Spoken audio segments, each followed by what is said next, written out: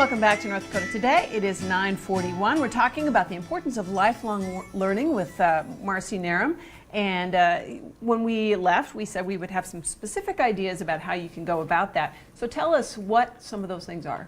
Well, there is an event happening on October 10th in Bismarck that I would like to invite people to attend. There are two other John Maxwell team members, Deb Esslinger and Lori Pope, and I are hosting a simulcast at New Song in Bismarck, and it's a simulcast with John Maxwell. He's unveiling a brand new book, Good Leaders Ask Great Questions. And you know the Aflac duck by chance? Yes. Who doesn't? Thank you. I did it. I was hoping you would, Kevin. The woman who came up with that marketing genius campaign is Linda Kaplan Thaler, and she's going to be speaking about grit, harnessing your grit, guts, resilience, industriousness, and tenacity. And then Tim Sanders, who is a former Yahoo executive, will also be speaking about people-centric leadership. And it's a half-day seminar, be able to breathe a new life into your own leadership and networking opportunities. So do you have to be in a boss or in management, or just can anyone show up? For anybody who's really interested in that personal and professional development, the lifelong learning. Okay. And we'll have books there, all of them autographed by John Maxwell, the new Good Leaders Ask Great Questions book. Sweet Beginnings is going to be providing the morning snack for us, yum. mini cinnamon and caramel rolls and such. And so you'll be inspired, educated, well-fed, we'll have coffee, and an opportunity to get your hands on this new book to help you with your learning. And it sounds like to network a little bit too. Absolutely. So to Yes. talk with other leaders about what works for them, what doesn't. Because that's important in that lifelong learning too. We need mentors, we learn from each other. That's one of the biggest keys, is learning from each other and then passing it on. I think to answer your question from earlier, why, it's because then we can share it. Exactly, because you don't want to struggle by yourself and just continue to do the same things over and over again. Again, if they're not successful, you can maybe learn how to be successful from others. I'm going to get a little personal here, Marcy, with you, okay? And because I'm curious when it comes to your own experience, and we talk about lifelong learning and just continually growing. I mean, you had, more than 20 years as a television broadcaster. You decide to end that and start a new chapter in your life. So first of all, why did you feel like you needed to make that change? And that had to have been really scary. At least I would think it would be. That's a common question, and the surprising answer, even for me, is that I have had plenty of experience with fear in my life. Fear and self-doubt and lack of confidence, surprisingly.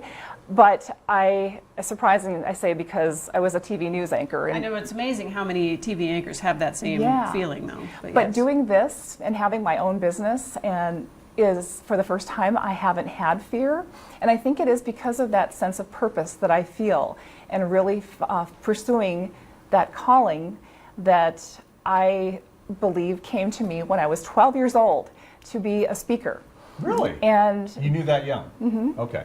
But I just had, again, that fear and self-doubt, and I can't do it, and Right. No, now you're a young woman, and yet you did invest a lot of time in that particular career, and then to go ahead and make this big change, it's a big leap for you.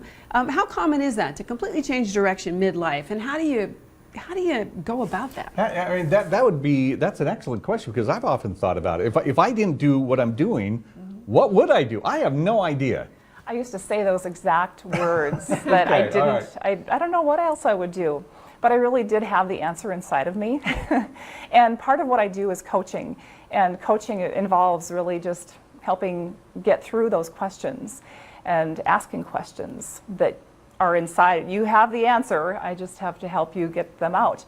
But I think that understanding, knowing yourself better, it's really a journey of self-awareness and self-exploration. And knowing your strengths, embracing your strengths, and being okay with who you are. Well, I know what this lady would do if she wasn't doing what she's doing. You would write. You would write. Well, am I right? I think some people have to do certain things, and writing is something that I just have to do. So I do it here, but yeah, I probably would write. Well, I'd probably hang out in my yard and garden, but you can't make a living doing that. No, but let's think about this for a minute. Okay, so we're of a certain age. You and I have reached that what many consider the midpoint Sure. in life. Okay, but when you think about it, in modern living, we can expect now to live another 30, 40 years easily. Exactly. And so there is enough time to reinvent yourself at that point. There is, and I think one of the big reasons for me to say that it's not too late or to answer that question is I didn't want to get to the point of saying, what if? What if I had? Right. I wanted to say, I can, and why not? I was saying that a lot about a year ago, saying, Sure. why not? All right, I want to ask about the role your husband played in all this.